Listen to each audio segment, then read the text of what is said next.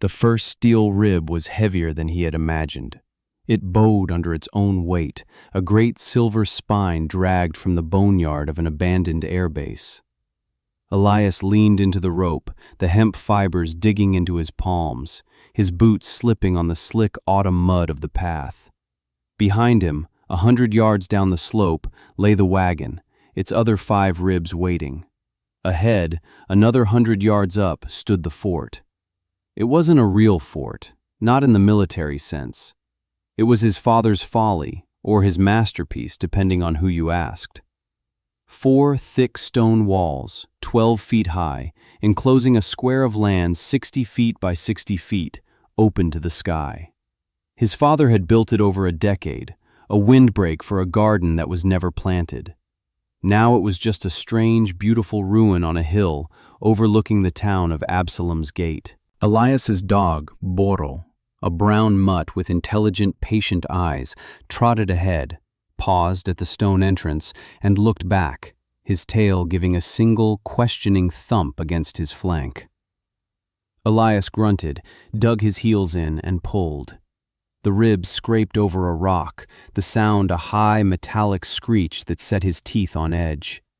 He was 5 months past his 19th birthday, and for the last 4, he had been alone.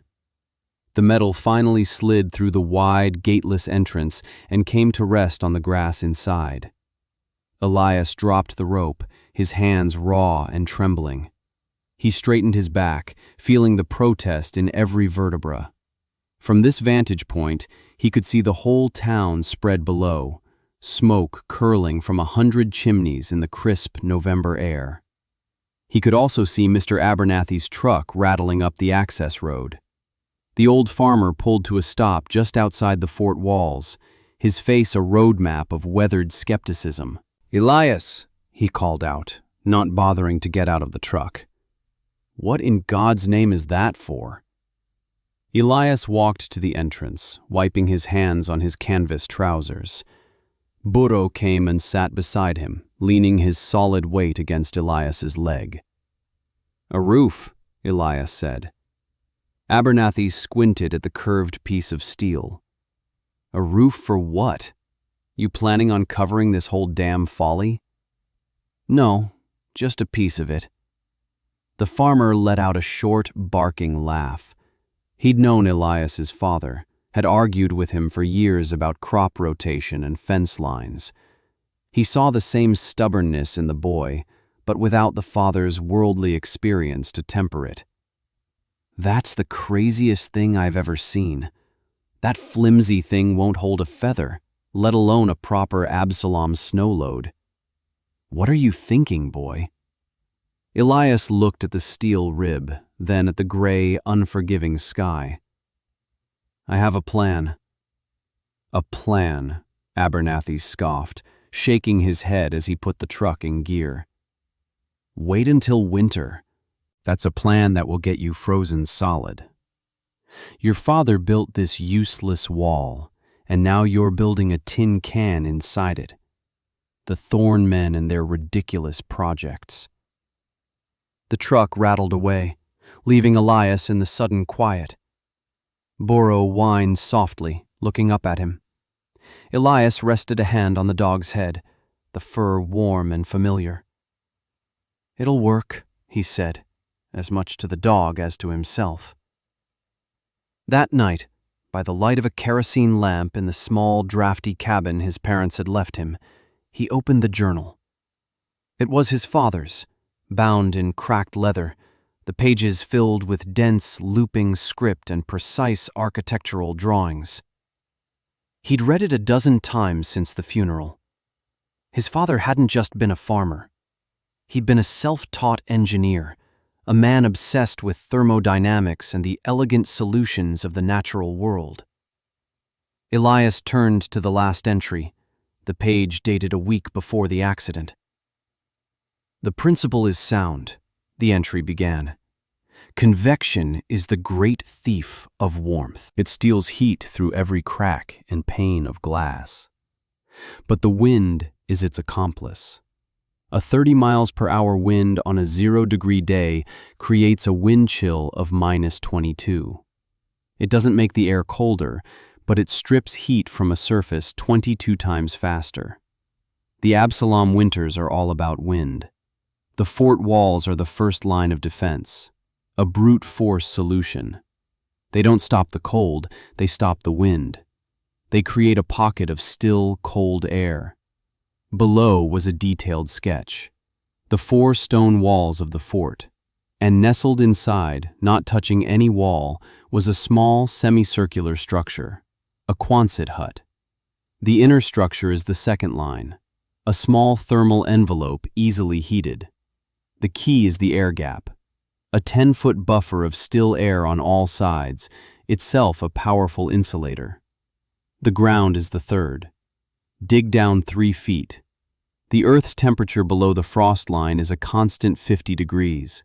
A thermal battery, a house within a house, a shelter within a shelter. It would survive anything, even the winter of 44. Elias traced the drawing with his finger. The winter of 44 was local legend, a season so brutal it had killed livestock in their barns and frozen the river 4 feet deep. His father had been a boy then, and the memory of it had shaped his entire life. It had shaped this final, untested idea. Elias closed the book. The cabin groaned as a gust of wind hit it, and a sliver of cold air shot through a crack in the window frame, making the lamp flicker. He had 5 more ribs to haul. The next 2 weeks were a blur of brutal, repetitive labor. Each day, he hauled another rib up the hill. He devised a simple pulley system with a rope thrown over a high branch of the oak that grew near the fort, which made the process marginally easier, but his body still screamed in protest. He was thin but wiry, and the work began to pack muscle onto his frame.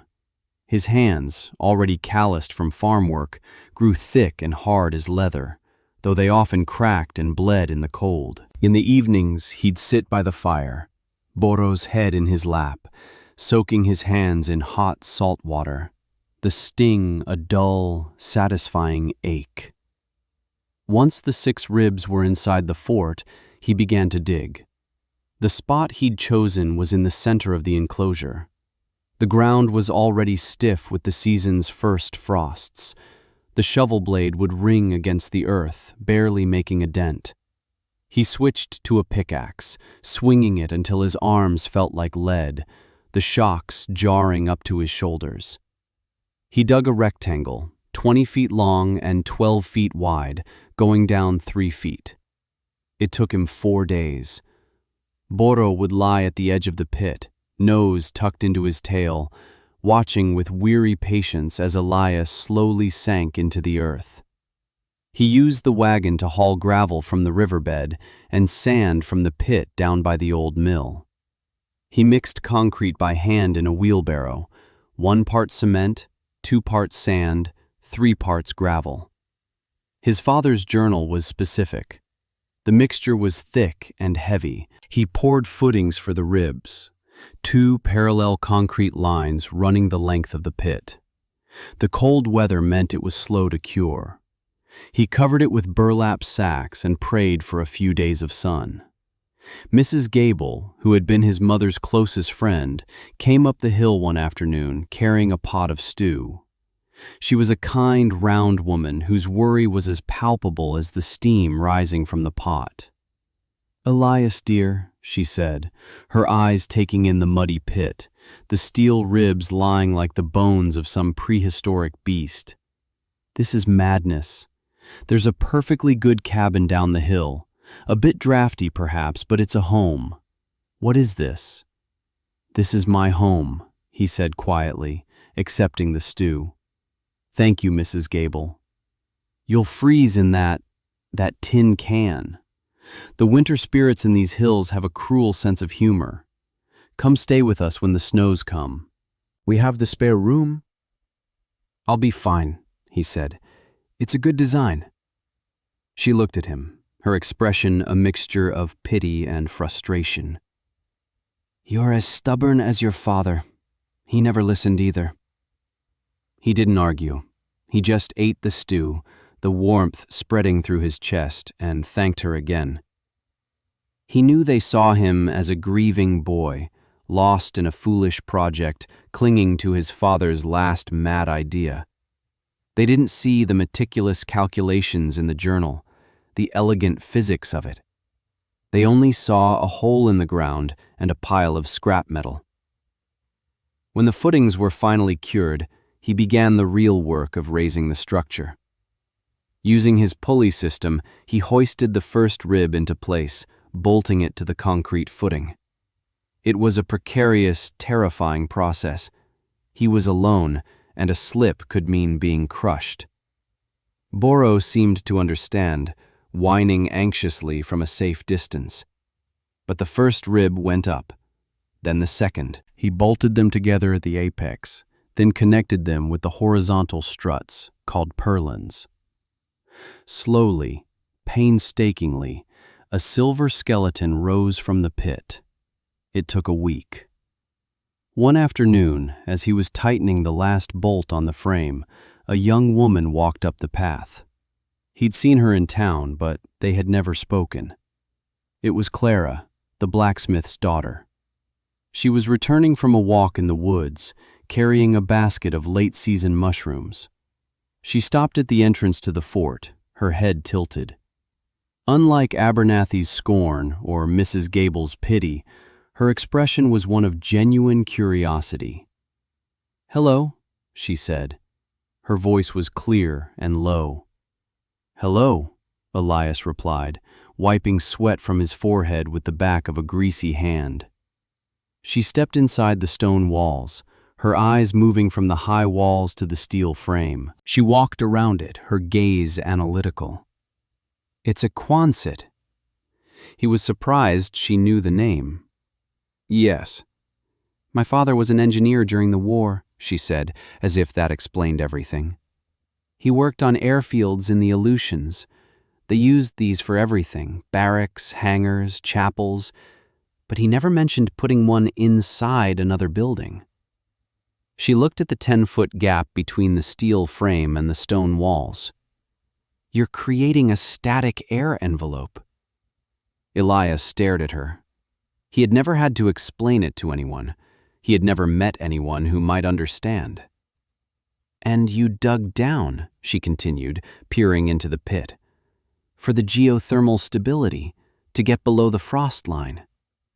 She looked up at him, a small, knowing smile on her face. "That's very clever. Whose idea was it?" "My father's," he said, the words feeling large and important in his mouth. "He must have been a smart man," she said simply. She didn't say she was sorry for his loss. She didn't offer pity. She just acknowledged the intelligence of the design. It was the kindest thing anyone had said to him in months. "He was," Elias said. She nodded, then shifted her basket. "Well, good luck with it." She turned and walked away, leaving Elias with a strange feeling of warmth that had nothing to do with the physical exertion. Her validation was a fuel. He worked with renewed vigor. He bought the corrugated steel sheeting with the last of his parents' savings. He spent 2 weeks riveting the sheets to the frame, each one overlapping the next, the sound of the rivet gun a frantic metallic woodpecker echoing off the stone walls. He saved just enough money for the end walls. He couldn't afford steel, so he bought lumber. He framed in a front and back wall, leaving openings for a door and a small window on each side. He built a heavy, insulated door from 3 layers of oak. The most crucial part was the insulation. The journal was adamant. Our value is everything. He didn't have money for modern fiberglass, so he improvised, as his father would have. He went to the sheep farmers and offered to clean out their shearing sheds for the dirty, discarded wool. He went to the sawmill and shoveled up tons of sawdust. He spent his last $17 on bags of agricultural lime from the feed store. Back at the fort, he mixed the dry sawdust with the lime, a trick from the journal to deter pests and mold. He spent days stuffing the mixture into the stud bays of the end walls. For the main cavity between the steel shell and the interior walls he planned to build, he tore up dozens of old wool blankets he bought for pennies at the church rummage sale, layering them with more sawdust and the scavenged wool. It was a messy, dusty, exhausting job. He installed a small pot-bellied wood stove, running the stovepipe up and out through a special insulated chimney thimble in the steel wall. He sealed every joint, every seam, every nail hole with pine tar. As he worked, the weather turned. The vibrant autumn colors faded to a uniform brown and gray. The air grew teeth. The old-timers in town looked at the sky and muttered. The squirrels had been frantic for a month, their caches overflowing. The geese had flown south weeks earlier than usual. Mr. Abernathy saw him hauling another load of firewood and slowed his truck. "The creek's freezing at the edges already, Elias," he said, his tone less mocking now, more genuinely concerned. "That's a bad sign. The last time I saw it do that before December 1st was 1944. He shook his head. "Don't be a fool. Pride is a cold blanket." "I'm almost done," Elias said. He built an interior wall of rough-sawn pine, creating a 6-inch cavity against the steel shell, which he packed tight with his makeshift insulation. He built a simple bed frame, a table, and 2 chairs. He moved his father's books, his mother's quilt, and his own few belongings from the cabin into the hut. The final, most important task was the firewood. For 3 weeks he did nothing but cut and split wood. He felled dead standing pines in the woods behind the fort, sectioned them, and hauled them back. He worked until his shoulders ached and his hands were numb, stacking the wood against the inside of the stone fort's walls. He created a massive U-shaped wall of firewood, 10 feet high and 4 feet deep, that wrapped around the Quonset hut. It was another layer of insulation, a barrier of stored energy. By the first week of December, it was done. The small hut sat in the center of the stone enclosure, protected by the high walls and the immense stack of firewood. It looked strange, like a silver egg in a stone nest. He moved in, Boro at his heels. He sold the cabin and the small plot of land it sat on to a young family from downstate, giving him a small cushion of money for supplies. He spent the first night in the hut, with a small fire crackling in the stove. The wind picked up, a low moan over the top of the stone walls. But inside the hut, it was utterly silent and still. Boro, who always paced and whined in the drafty cabin during high winds, was curled on a rag rug by the stove, fast asleep. Elias laid his hand on the interior wall. It was cool, but not cold. He felt a profound sense of rightness. This would work. The first snows were light. The town settled into the familiar rhythms of winter. The skepticism about Elias's project faded into the background, becoming just another local curiosity. Clara came to visit a few times, bringing him books and once a jar of apple butter. They would sit in the surprising warmth of the hut, talking quietly while the snow fell outside.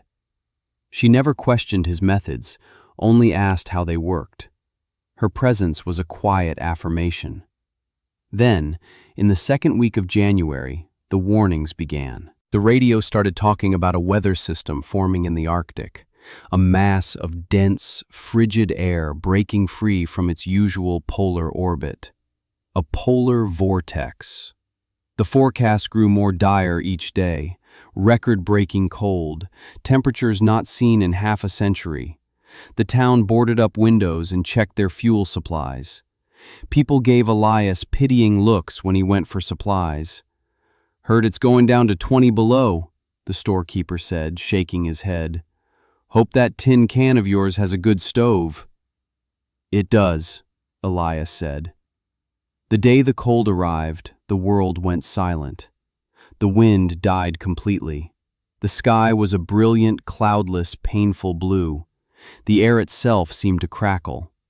By noon it was 5 below zero. By sunset it was -15. The radio announcer's voice was strained. The official temperature in Absalom's gate is now minus 22 degrees Fahrenheit. We are expecting a low tonight of minus 35, with wind chill approaching minus 60. This is a life-threatening weather event. Do not go outside. Check on your neighbors. Elias had been preparing all day. He brought Boro inside and kept him there. He'd laid in a massive fire in the stove, getting the cast iron to a state of radiant heat. The interior temperature of the hut was a steady 70 degrees. He cooked a thick stew, the smell filling the small space. Outside, a strange twilight descended. The air was so cold that ice crystals, tiny frozen needles, began to fall from the clear sky, a phenomenon called diamond dust. He looked at the thermometer he had hung on the outside of the stone fort wall. It read minus 31. The thermometer he'd hung on the exterior of the Quonset, inside the fort's protection, read minus 20. The 10-foot buffer of still air was already making a 10-degree difference. Inside, it was warm and safe. He sat at his table, reading his father's journal again, Boro snoring softly at his feet. The stovepipe made a quiet, ticking sound. There was no other noise. The terrible howling wind that was surely savaging the valley below was completely absent here, broken by the stone walls his father had built. Around 10 o'clock there was a sound, a frantic pounding. Not on the hut's door, but on the heavy oak gate he had installed at the entrance to the fort. Boro shot to his feet, a low growl in his chest. Elias quieted him with a hand. He pulled on his heavy coat and boots, wrapped a scarf over his face, and stepped out of the hut. The cold was a physical blow. It hurt to breathe. The air felt solid, like inhaling shards of glass. The 10-foot walk to the fort's gate was a journey. He slid back the heavy wooden bolt. Standing outside was Mr. Abernathy. He wasn't wearing a hat. His face was pale and blotchy, his mustache frozen solid with his own breath. He was shivering violently. "Elias," he stammered, his teeth chattering uncontrollably. "My furnace, the fuel line gelled. It's as cold inside as it is out. My pipes burst, the whole north wall." He stopped, his gaze falling on the hut, a faint light glowing from its small window, a plume of clean-smelling smoke rising perfectly straight from its chimney into the still, brutal air. His face, a mask of prideful skepticism for months, crumbled into desperation and awe. "Can we... my wife, she's..." Elias didn't need him to finish. He just nodded and opened the gate wider. "Come in." Abernathy and his wife, Martha, stumbled inside the stone walls. As soon as they were past the gate, the crushing pressure of the wind chill vanished, though the air was still savagely cold. They stared at the hut. Elias led them to the door, opened it, and a wave of warm, dry air washed over them. They stepped inside, their shivering slowly subsiding in the radiant heat of the stove.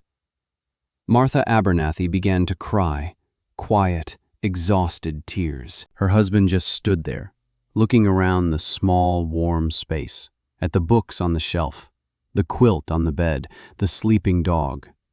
He looked at the interior wall, then at Elias.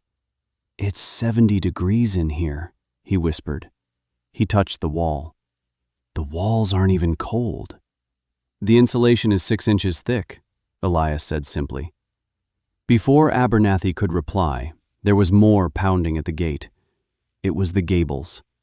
The extreme cold had caused a flaw in their big picture window to contract, and the entire pane had shattered, exploding inward. Their house was now open to the elements. Behind them were their neighbors, the Millers, whose propane tank had frozen. By midnight, 12 people were sheltered in the Quonset hut. It was crowded, but it was safe. They sat on the floor, on the bed, on overturned crates. They were silent, wrapped in blankets and a collective sense of disbelief. They were the town's most experienced, most practical people, all of them defeated by a force of nature, all of them saved by the one project they had all dismissed as mad. Clara and her father, the blacksmith, arrived around 2 in the morning. Their situation was less dire.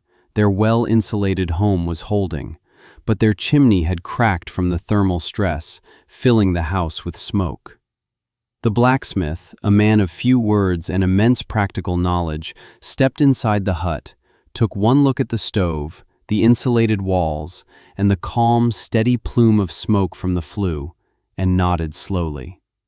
He looked at Elias with a deep, professional respect. "Good work, son," he said. His voice was a low rumble. "Good clean burn, solid construction." Elias just nodded. He kept the stove fed, the small space a haven of warmth, as the temperature outside plunged to its official low, -38 degrees. The coldest night in Absalom's Gate in 44 years. Inside the hut, surrounded by his neighbors, Elias felt a quiet, profound sense of vindication. He hadn't built it to prove them wrong. He had built it to survive. But their presence was a testament. His father had been right. The plan had worked. The dawn broke on a changed world. The landscape was crystalline and brutal.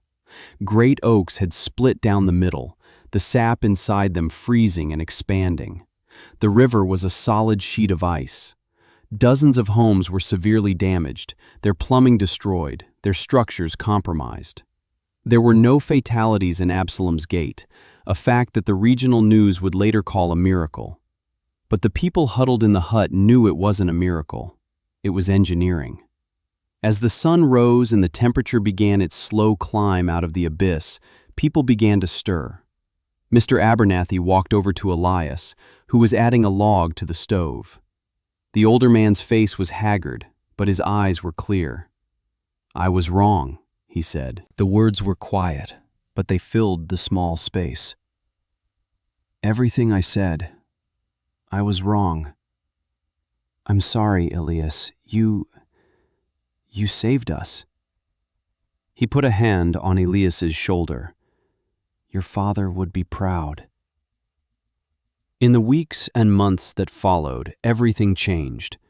The great cold of that night had broken the spine of the town's complacency. As they rebuilt, they did not rebuild the same way. They came to Elias not with pity or scorn, but with questions.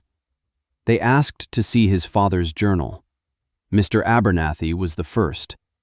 He sat at Elias's table for a whole afternoon, carefully reading the looping script, studying the diagrams. The next spring, Abernathy didn't just repair his house. He built a thick stone wall along the north side, the direction of the prevailing winter wind. The blacksmith began manufacturing smaller, more efficient wood stoves based on a design from the journal. People started adding insulation, building smaller, smarter. Elias found himself the quiet center of a revolution. He never boasted. He never said, "I told you so." When people asked for help, he gave it freely. He would walk to their property, look at the land, at the way the wind moved through the trees, and offer quiet suggestions. "A windbreak here," he'd say, pointing. "The afternoon sun hits this wall. You could use it." He was no longer the strange, grieving boy. He was the man who had listened to the wind. Years passed. The town of Absalom's Gate became known for its resilience, its sturdy, energy-efficient homes. The story of the Great Cold and the boy in the tin can became a local legend, told to children on winter nights. Elias and Clara were married in a quiet ceremony inside the stone walls of the fort. They lived in the Quonset hut. It was their home, a place of warmth and quiet strength. They expanded it slightly, adding a small greenhouse on the south-facing end wall, but the core of the design, his father's design, remained unchanged. Boro grew old, his muzzle turned gray, his movements slow and deliberate. He spent most of his days sleeping on the warm rug by the stove. One autumn evening, 17 years after he had watched his master haul the first steel rib up the hill, he lay by the fire, his head on Elias's foot. Elias sat beside him, stroking the dog's soft fur. Boro gave a deep sigh, a peaceful exhalation of breath, and then he was still. His loyal, patient heart had stopped. There was no struggle, no pain. It was a peaceful end to a faithful life. Elias carried him outside and buried him on the crest of the hill, just outside the fort walls, in a spot that overlooked the transformed town. He carved a simple stone marker. Boro. He was a good witness. More years passed. Elias's hair turned the color of the steel ribs of his home.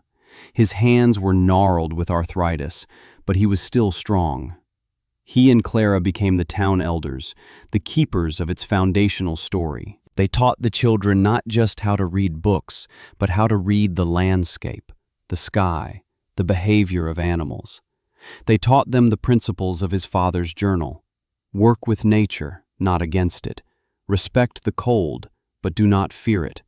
A small, warm space is better than a large, cold one. One morning in early winter, nearly 50 years after the coldest night, Elias Thorne died peacefully in his sleep. He was in his bed, in the warm, quiet hut, with Clara's hand in his. He was 72 years old. The entire town turned out for his funeral. They buried him on the hill next to Boro. The blacksmith's grandson, now a master craftsman himself, forged a beautiful, simple iron marker. Clara had asked for the inscription to be taken from his father's journal, but the town council, led by Mr. Abernathy's own grandson, insisted on their own words. Decades later, the town was still there, thriving. The stone fort on the hill had become a historic landmark. The town maintained it, clearing the weeds and repointing the stone. Inside, the Quonset hut still stood, a monument of corrugated steel and quiet genius. It was a museum now, a pilgrimage site for architects and engineers who came to study its elegant simplicity. A young couple, new to the area, walked up the hill one clear, cold autumn afternoon. They marveled at the thickness of the stone walls, then stepped inside to look at the hut nestled within. On their way out, they paused by the two graves on the hill. The dog's marker was worn smooth by time. The man's iron marker was dark with age, but the words were still clear. They leaned in to read the epitaph. Elias Thorne, he listened to the wind and taught us how to hear. The woman looked from the grave to the strange, brilliant structure, then down at the town nestled in the valley, a community saved and reshaped by one man's quiet, stubborn persistence. The wind picked up, a cold northern gust, but when it hit the old stone walls of the fort, it split and flowed around them, leaving the space within perfectly, peacefully still.